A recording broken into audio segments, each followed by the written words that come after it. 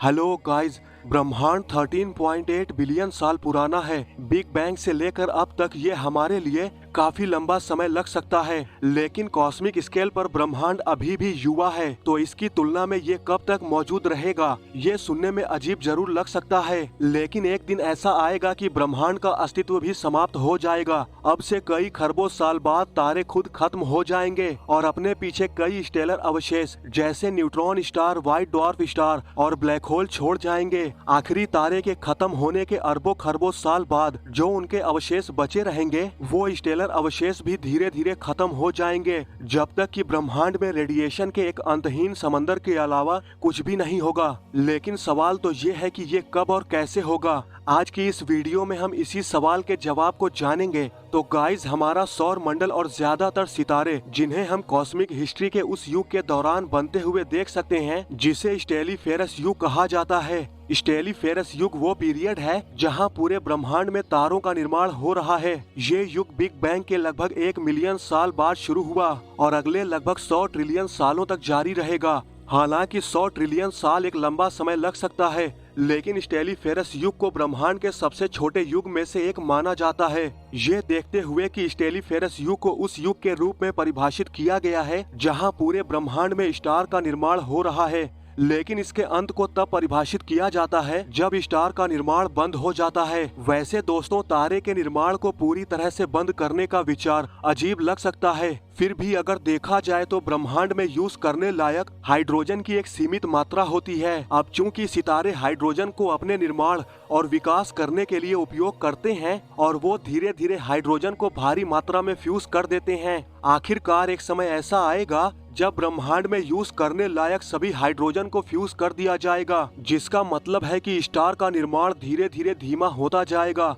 और एक समय ऐसा आएगा जब इसका निर्माण बंद हो जाएगा। दोस्तों, जो सबसे विशाल तारे होते हैं like red super giant star, blue super giant star, वो सबसे पहले खत्म होंगे, क्योंकि उनका हाई टेम्परेचर कम द्रव्यमान वाले सितारों की तुलना में हाइड्रोजन को तेजी से फ्यूज करता है। आखिरकार ब्रह्मांड के सभी सबसे चमकीले सितारे शक्तिशाली सुपरनोवा विस्फोट के साथ खत्म हो जाएंगे, जिसके बाद वे कई स्टेलर अवशेष जैसे न्यूट्रॉन स्टार, पल्सर और ब्लैक होल को पीछे छोड़ देंगे। एक बार जब सभी हाई मास वाले सितारे सुपरनोवा के साथ खत्म हो जाते हैं, तो केवल अधिक धुंधले कम मास वाले हमारे सन जैसे मीडियम साइज के स्टार शेष बचे रह जाएंगे।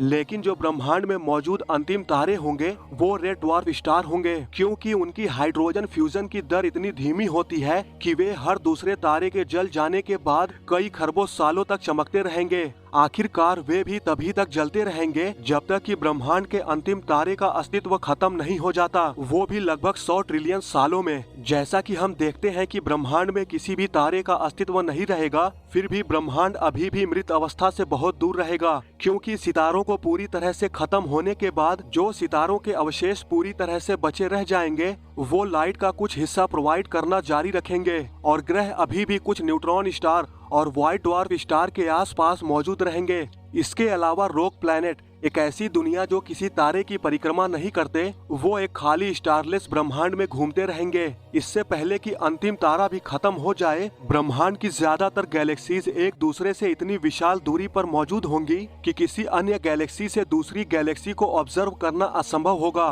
क्योंकि जैसा कि हम जानते हैं ब्रह्मांड का विस्तार हो रहा है, जिसकी वजह से सभी गैलेक्सीज के बीच का जो डिस्टेंस है वो भी बढ़ता जा रहा है। अंतरिक्ष में 95% डार्क एनर्जी की मौजूदगी की वजह से ब्रह्मांड का एक्सपेंशन रेट भी तेज हो रहा है। ये डार्क एनर्जी ही है जो गैलेक्सीज को एक दूसरे से दूर ढकेल रही है। जैसे जैसे मैटर आगे और आगे ढकेला जाता है, ग्रेविटेशनल फोर्स भी कमजोर होता जाता है। अब चूंकि जब ग्रेविटेशनल फोर्स कमजोर होता जाएगा, तो वो गैलेक्सीज के बीच अपनी मजबूत पकड़ नहीं बना पाएगा, जिसकी वजह से अंतरिक्ष और भी तेजी से एक्सेलरेट करता रहेगा। आखिरकार एक समय ऐसा आएगा जब डार्क एनर्जी पूरी तरह से ग्रेविटेशनल फोर्स पर हावी हो जाएगी, जिससे ज्यादातर ऑब्जेक्ट्स कॉस्मिक होराइजन को पार कर देंगे, जिसका मतलब वे इतने दूर हो जाएंगे कि उनका प्रकाश कभी भी एक दूसरे तक नहीं पहुंच पाएगा। ब्रह्मांड में अभी भी कई अरब मीडियम साइज के तारे और गैलेक्सीज होंगी, फिर भी आप जिस आकाश गंगा में रहते हैं उसके बाहर कुछ भी देखना असंभव हो जाएगा।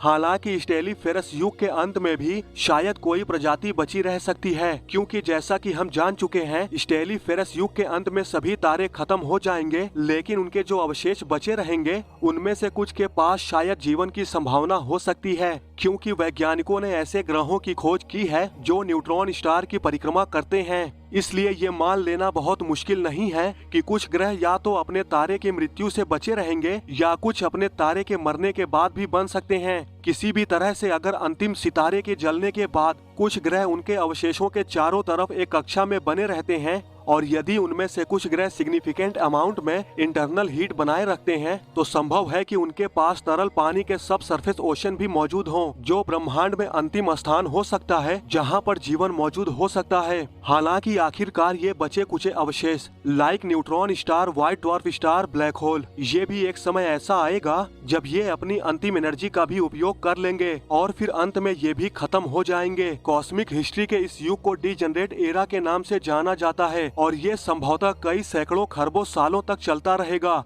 हालांकि उनका जीवन काल अकल्पनीय रूप से लंबा है, लेकिन उनको भी तो एक न एक दिन खत्म होना होगा। इनमें से भी ब्लैक होल खत्म होने वाले सबसे अंतिम ऑब्जेक्ट होंगे, जिनमें सबसे बड़े ब्लैक होल का जीवन काल 10⁻72 साल या फिर इससे भी ज्यादा का हो सकता है। लेकिन अब यहाँ पर सवाल ये उठता है कि ब्लैक होल का अस्तित्व कैसे समाप्त होता है। तो दोस्तों, स्टीफन हॉकिंग ने सबसे पहले ये भविष्यवाणी की थी कि ब्लैक होल समय के साथ धीरे धीरे सिकुड़ेंगे और फिर फ्यूचर में ये सिकुड़कर पूरी तरह से खत्म हो जाएंगे, मतलब इनका अस्तित्व पूरी तरह से खत्म हो जाएगा। स्टीफन हॉकिंग ने भविष्यवाणी की थी कि सभी ब्लैक होल रेडिएशन की एक धारा एमिट करते हैं, जिसे अब हॉकिंग रेडिएशन के नाम से जाना जाता है। ब्लैक होल के द्वारा उत्सर्जित हॉकिंग रेडिएशन की मात्रा ब्लैक होल के सरफेस एरिया से रिलेटेड होती है।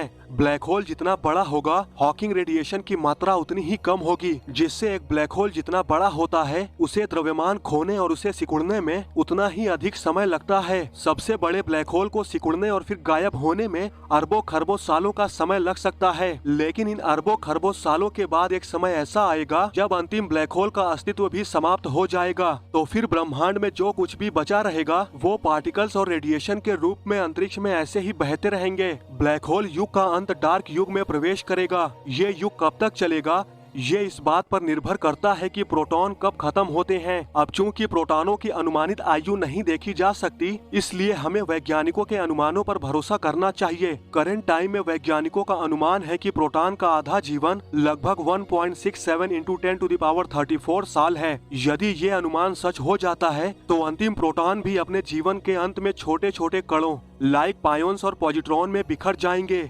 फिर एक दिन ऐसा आएगा जब इन कणों का भी अस्तित्व समाप्त हो जाएगा। एक बार सभी ज्ञात कणों का खात्मा हो जाने के बाद ब्रह्मांड समाप्त हो जाएगा। जो कुछ भी अगर बचा रह जाएगा वो खाली जगह का एक अंतहीन समंदर होगा जहां कुछ भी नहीं होगा सिवाय अंधकार के। वैसे दोस्तों, आप लोगों को क्या लगता है ब्रह्मांड और किन किन तरीकों से खत्म हो सकता है? कमेंट करके जरूर बताएं। तो गाइस, आज की इस वीडियो में बस इतना ही।